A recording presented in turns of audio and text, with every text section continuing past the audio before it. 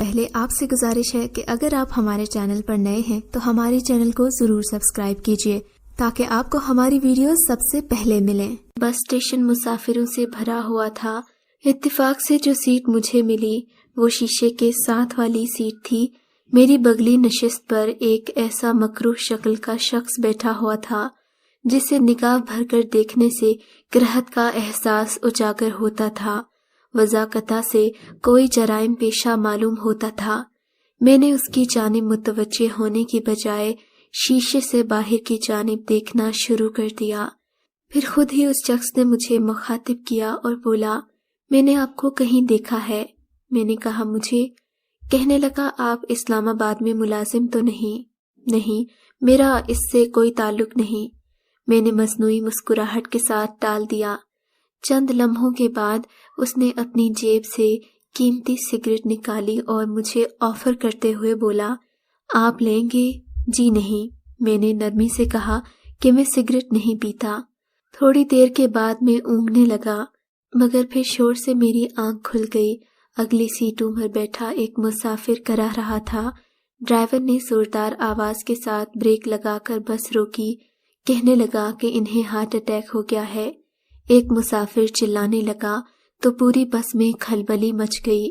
میں بھی ہڑبڑا کر اٹھا اور دوسرے مسافروں کی طرح اپنی سیٹ سے اٹھ کر اس مسافر کے پاس پہنچا۔ وہ بیچارہ دل کے درد کی وجہ سے ساحل پر پڑی بے یارو مددگار مچھلی کی طرح تڑپ رہا تھا۔ اتنے میں میرے ساتھ بیٹھے شخص نے کہا، میرے پاس ایک گولی موجود ہے، اس کی زبان کے نیچے رکھتا ہوں، یہ ٹھیک ہو جائے گا۔ پھر اس نے اپنے بیگ کی جیب سے دوائیوں کا ڈبہ نکالا اور ایک گولی اس مسافر کی زبان تلے رکھ دی۔ لمحوں میں تڑپتا شخص اس طرح پرسکون ہو گیا جیسے کوئی بات ہی نہ ہوئی ہو۔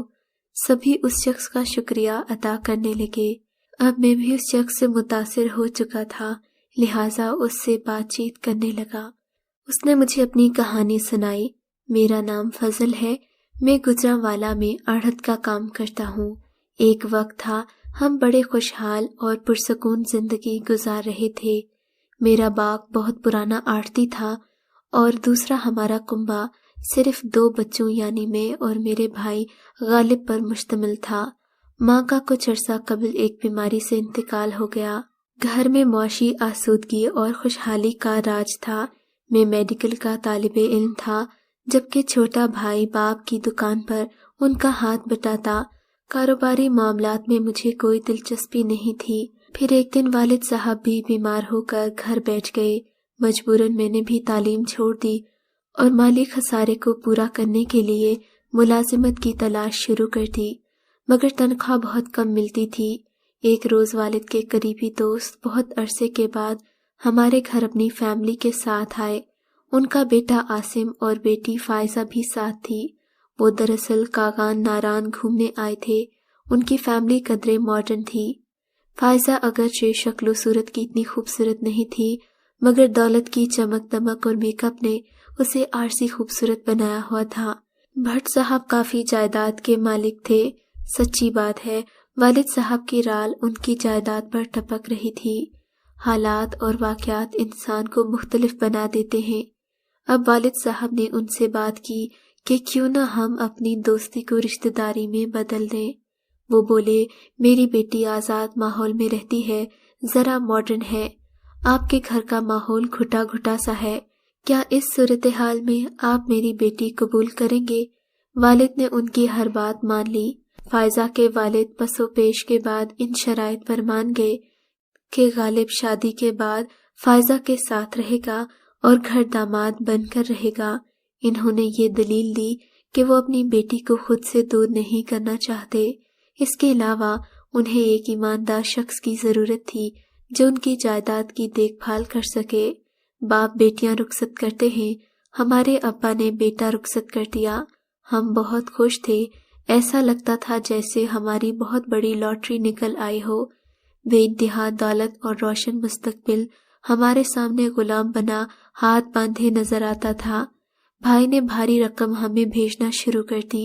ہمارے بگڑے ہوئے معاشی مسائل حل ہونے لگے، سود خوروں کا قرضہ اترا، دکان کی نسبتی ختم ہوئی، ہم نے اسے دوبارہ آباد کیا اور میں نے میڈیکل کالج میں تعلیم کا سلسلہ پھر جاری کر دیا۔ لگ رہا تھا ابا کی جانب سے دی گئی بھائی کی قربانی اپنا رنگ دکھا رہی ہے، مگر ہماری خوشیاں نمک کی اس ڈلی کی مانند ثابت ہوئیں جو کہ پانی میں مل کر گھل جاتی ہے۔ ایک دن ہمیں خبر ملی کہ غالب نے فائزہ بھابھی کو مار دیا ہے۔ پاؤں تلے سے زمین کھسکتی ہوئی محسوس ہوئی۔ میں اور ابا فی الفور ان کے گھر گئے۔ اطلاع صحیح تھی، غالب حوالات میں بند تھا اور بدحالی کی تصویر بنا ہوا تھا۔ ابا نے فائزہ کے قتل کی وجہ پوچھی تو وہ پھٹ پڑا، ابا تم نے مجھے شادی نہیں کروائی تھی، سلگتے ہوئے کوئلوں پر ننگے پاؤں کھڑا کر دیا تھا۔ غالب بھائی نے غصے سے کہا، فائزہ ایک بدکار عورت ثابت ہوئی، اس کے کئی عاشق تھے جن میں زیادہ تر اونچے خاندان کے بگڑے ہوئے نوجوان تھے۔ میں تو اس کا برائے نام شوہر تھا۔ میرے پاس دولت کی کمی تو نہیں تھی، مگر بے عزتی کا احساس سانپ کی طرح ڈستا تھا۔ وہ مجھے جوتی کی نوک پر رکھتی، میں اپنی بے بسی اور اس کی طاقت دیکھ کر کڑتا۔ ایک دن تو وہ حد سے آگے نکل گئی۔ میں نے اپنی آنکھوں سے دیکھا، وہ شراب کے نشے میں اپنے ایک عاشق کی باہوں میں جھولتی ہوئی آئی تھی۔ میرا خون کھول اٹھا۔ میں نے اسے ڈانٹا تو اس نے الٹا میرے منہ پر تھوکتے ہوئے کہا کہ تم 2 کوڑی کے انسان ہو، تمہاری ہمت کیسے ہوئی؟ بس میں طیش میں آ گیا اور اس کا گلا گھونٹ کر اسے ہمیشہ کی نیند سلا دیا۔ پھر اس کے عاشق پر بھی وار کیا، مگر وہ بھاگ نکلا۔ بھائی کے سسر بڑے اثر رسوخ کے حامل تھے۔ ان کے اثر رسوخ کی وجہ سے بھائی کو موت کی سزا ہو گئی۔ والد اس صدمے کو برداشت نہ کر سکے اور وہ بھی مجھے چھوڑ کر چلے گئے۔ اب میں دنیا میں اکیلا رہ گیا تھا۔ میں بھٹ صاحب کے پاس اپنے بھائی کی معافی کے لیے گیا، مگر انہوں نے مجھے گالیاں دیں اور دھمکی دی، کہا کہ ہمارے گھر سے نکل جاؤ، مگر میں بے غیرت بن کر روزانہ ان کے پاس جاتا ہوں اور اپنے بھائی کی زندگی کی بھیک مانگتا ہوں۔ اس نے روتے ہوئے کہا کہ دعا کرو میرا بھائی کسی طرح بچ جائے، لگتا ہے کراچی آنے والا ہے۔ میں نے چونک کر بس کے شیشے سے باہر جھانکا تو فضل نے بھی مایوسی کے عالم میں میری طرف دیکھا اور افسردگی سے بولا، یار میں نے آپ کا خوشگوار سفر اپنی دکھ بھری کہانی سنا کر بدمزہ کر دیا۔ میں نے کہا ایسی کوئی بات نہیں، میں بھی دراصل ایک عالم کے پاس جا رہا ہوں جو تعویذ وغیرہ کرتا ہے، سنا ہے کہ اس کے تعویذ کنڈے بڑا کام کرتے ہیں۔ میں چاہتا ہوں کسی طریقے سے بھٹ صاحب کا دل موم ہو جائے اور وہ میرے بھائی کو اپنی بیٹی کا خون معاف کر دے۔ میں نے بہت بازاروں درویشوں کی چوکٹوں کے دھکے کھائے ہیں، بس خدا میرے بھائی غالب کو پھانسی کے پھندے سے بچا لے۔ فضل نے بس کی چھت کو افسردگی سے گھورتے ہوئے کہا، آپ میری بات مانیں تو میری نظر میں ایک ایسا آزمودہ شخص موجود ہے جو پامسٹ ہونے کے ساتھ ساتھ تعویذ دھاگا بھی کرتا ہے۔ اس نے بڑے بڑے لوگوں کے بگڑے ہوئے کام اپنی عملیات سے حل کر دیے ہیں۔ میں نے اسے تسلی دیتے ہوئے کہا۔ اس نے میری طرف دیکھا اور بولا، بھائی اگر آپ مجھے اس عامل سے ملوا دیں تو آپ کی بہت مہربانی ہوگی، بلکہ مجھ پر احسان ہوگا۔ اس نے لجاجت سے کہا۔ میں نے کہا ہاں کیوں نہیں، مجھے خوشی ہوگی، آپ ضرور آئیے گا۔ اسی دوران ہم دونوں نے گھر کا ایڈریس بما موبائل نمبر تبادلہ کیا۔ بالآخر کراچی آ گیا۔ سب مسافر بس سے اترے۔ وہ مجھ سے بغل گیر ہوتے ہوئے بولا، آپ جیسے ہی اپنے شہر پہنچے مجھے ضرور کال کیجیے گا۔ میں جب گھر پہنچا میں نے حسب وعدہ اسے فون کیا۔ تھوڑی ہی دیر کے بعد وہ مجھ سے ملنے آ گیا، بولا تم واقعی غیر روایتی دوست نکلے۔ میرا شکریہ ادا کیا۔ میں نے کہا میرا فرض تھا کہ میں آپ کے کام آؤں۔ میں اسے شاہ صاحب دست شناس جو کہ تعویذ کنڈے کا کام بھی کرتے تھے ان کے پاس لے گیا۔ چھوٹا قد، سیاہ کالا رنگ، تیل میں چپڑے ہوئے کندھوں تک آئے لمبے بال اور دونوں ہاتھوں کی پانچوں انگلیوں میں رنگ برنگی پتھروں اور نگینوں کی انگوٹھیاں پہنے ہوئے شاہ صاحب۔ ان کے ارد گرد حاجت مندوں کا رش تھا۔ ہم بھی اس رش کا حصہ بن گئے۔ آہستہ آہستہ رینگتے ہوئے ہم آگے بڑھتے رہے۔ بالآخر بڑی مشکل سے ان تک رسائی کا شرف حاصل ہوا۔ میں نے سب سے پہلے سلام دعا کے بعد شاہ صاحب سے فضل کا تعارف کروایا۔ پھر ان کا مسئلہ بیان کیا۔ انہوں نے کہا کہ وہ سب سے پہلے ان کے بھائی کے ہاتھوں کو دکھائیں، چیک کریں، پھر وہ کوئی اگلا قدم اٹھائیں گے۔ فضل کے لیے یہ ممکن نہیں تھا کیونکہ اس کا بھائی جیل میں تھا۔ میں نے کہا یہ کون سی مشکل بات ہے، نیلی روشنائی کے ذریعے کسی کاغذ پر ان کے ہاتھوں کی چھاپ لی جائے، یہ اچھی تجویز ہے۔ شاہ صاحب نے کہا، شاہ صاحب آپ کو چند دن بعد غالب کے ہاتھوں کا نقشہ مل جائے گا۔ فضل نے کہا، چند دن کے بعد وہ دوبارہ شاہ صاحب کے پاس غالب کے ہاتھوں کا پرنٹ لے کر پہنچے جو جیل سے کسی طریقے سے منگوایا گیا تھا۔ شاہ صاحب نے اس کاغذ کو جس پر غالب کے ہاتھوں کی لکیریں نمایاں تھیں انہیں بغور دیکھا۔ وہ چونک کر کھڑے ہو گئے اور منہ میں کچھ بڑبڑانے لگے۔ ان کے ماتھے پر پسینے کی بوندیں نمایاں ہو گئیں۔ تمام لوگ حیرانی کی تصویر بنے ان کی جانب دیکھنے لگے۔ انہوں نے ایک گلاس پانی منگوایا اور پھر پیا، پھر بجلی کی مانند فضل کا ہاتھ پکڑا اور ٹکٹکی باندھ کر دیکھنے لگے۔ او میرے خدایا، قدرت کا یہ کیسا مذاق ہے۔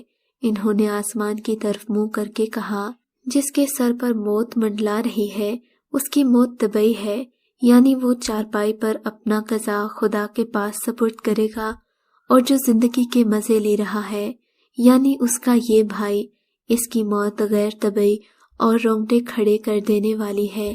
اللہ ہم سب کو معاف کرے، وہی سب کچھ جاننے والا ہے۔ یہ سن کر فضل کو غصہ آ گیا۔ وہ پیر صاحب پر چلانے لگا۔ پیر صاحب بولے، ارے بھائی، تم مجھے کیوں دوش دیتے ہو؟ جو سچ تھا میں نے تمہیں بتا دیا۔ شاہ صاحب نے تحمل سے اس کا غصہ ٹھنڈا کرنے کی کوشش کی۔ میں نے اپنے محدود علم سے جو اللہ نے مجھے عطا کر رکھا تھا، جو اندازہ لگایا ہے، بتا دیا ہے۔ اچھے برے کا مالک وہی ہے۔ ادھر میں سکتے کے عالم میں دونوں کی شکلیں دیکھنے لگا۔ میرے لیے یہ نیکی گلے پڑ گئی تھی۔ یار، تم نے مجھے اچھے بندے سے ملوایا۔ فضل نے شکوہ کیا، اس فراڈیے نے تو الٹا میری موت کی پیشین گوئی کر دی۔ وہ ایک مانا ہوا 10 شناس ہے۔ میں نے شاہ صاحب کی وکالت کرتے ہوئے کہا، بھائی، ہم تو پہلے ہی پریشانی میں مبتلا ہیں اور اس نے ہماری پریشانی پر مزید تیل چھڑک دیا ہے۔ فضل نے کہا، اور آؤ دیکھا نہ تاؤ، میرے 1000 روکنے پر بھی نہ رکا، میری نظروں سے اوجھل ہو گیا۔ میں نے کئی بار اس سے موبائل پر رابطہ کرنے کی کوشش کی مگر اس نے میرا فون نہیں اٹھایا۔ شاید وہ میری بات سننے کو تیار نہیں تھا۔ اس بات کو کئی ماہ گزر گئے۔ اتفاق سے میرا بیرون ملک کا ویزا لگ گیا۔ مجھے روزگار کے سلسلے میں سعودی عرب جانا پڑا۔ ایک عرصے کے بعد جب میں اپنی طویل رخصت پر سعودی عرب سے لوٹا تو دل میں کسک اٹھی کہ کیوں نہ فضل سے مل کر شاہ صاحب کی پیشین گوئی کے متعلق معلوم کروں کہ اس کا کیا بنا۔ میں نے ہمت کر کے اس کے شہر جانے کو سوچا۔ اس کے شہر جا کر اس کے گھر پہنچا تو گھنٹی بجانے پر ایک نوجوان دروازے پر برآمد ہوا۔ میں نے اس سے کہا، فضل صاحب سے ملنا ہے۔ نوجوان نے کہا، وہ یہاں نہیں ہوتے۔ میں نے کہا، کب آئیں گے؟ وہ پہلے خاموش رہا، پھر بولا، آپ کتنے عرصے بعد آئے ہیں؟ میں نے کہا، تقریباً 2 سال بعد۔ بولا، آپ نے دیر کر دی، وہ تقریباً سال پہلے اس دنیا سے رخصت ہو چکے ہیں۔ میں نے کہا، آپ کون ہیں؟ بولا، میرا نام غالب ہے، میں ان کا چھوٹا بھائی ہوں۔ اس نے اپنا تعارف کرواتے ہوئے کہا، میرے تو پیروں تلے سے زمین کھسک گئی، آپ کی سزائے موت ہو گئی تھی۔ میرے سوالیہ انداز کی اس نے تائید کرتے ہوئے کہا، ہاں، میں وہ بد نصیب ہوں جس نے اخلاقی اقدار کا مظاہرہ کرتے ہوئے اپنی بیٹھک کا دروازہ کھلوایا، مجھے اندر جا کر بٹھایا۔ تھوڑی دیر کے بعد وہ کولڈ ڈرنک میرے لیے لایا۔ میں نے اس سے پوچھا، یہ سب کیسے ہوا؟ بولا، دراصل میری سزائے موت کنفرم ہونے کے بعد میرے بھیا پریشان تھے اور پھر مجھے بچانے کے لیے سر توڑ کوششیں کر رہے تھے۔ وہ ایک دن میرے بھائی کی پاؤں میں بیٹھ گئے اور ان سے گڑ گڑا کر میری زندگی کی بھیک مانگی۔ بالآخر وہ ان کو منانے میں کامیاب ہو گئے۔ تو بڑا ڈھیٹ ہے، میرے سسر نے ان کی عزت نفس پر ٹھوکر مارتے ہوئے کہا، جا، تیرے بھائی کو زندگی کی بھیک دی، انہوں نے مجھے معاف کر دیا۔ میں بری ہو گیا، مگر بریت کے بعد بھائی کو نہ جانے کیا ہو گیا۔ نہ جانے کون سا نادیدہ مرض تھا جسے سینے سے لگائے بھائی دن بدن تنکے کی طرح سوکھ کر پیلے ہو گئے۔ میں نے کئی بار ان سے کریدنے کی کوشش کی مگر میں ناکام رہا۔ نفسیاتی ڈاکٹر سے ان کا علاج کروایا مگر ان کی صحت خراب ہو گئی۔ آخر ایک دن موت نے انہیں آ گھیرا۔ اس روز بم دھماکہ ہوا تھا، ان کے جسم کے ٹکڑے اڑ گئے، بمشکل ہی ان کی شناخت ہوئی تھی۔ یہ کہہ کر غالب رونے لگا۔ میں نے غم میں ڈوبے غالب کو تسلی دی اور ان کی روح کے ایصال ثواب کے لیے فاتحہ پڑھی۔ میں یہ قدرت کے عجیب کھیل دیکھ کر حیران ہو گیا تھا۔ غالب سے اجازت لی اور دہلیز پار کرنے لگا۔ اچانک ہی میری نظر دیوار پر لٹکی فضل کی تصویر پر پڑی۔ اس کے اندر سے اس کا مسکراتا چہرہ، مجھے ایسے لگا جیسے مجھ سے کہہ رہا ہو، تمہارا جوتشی سچ کہتا تھا کہ میری موت غیر طبیعی ہوگی اور بھیانک انداز میں ہوگی۔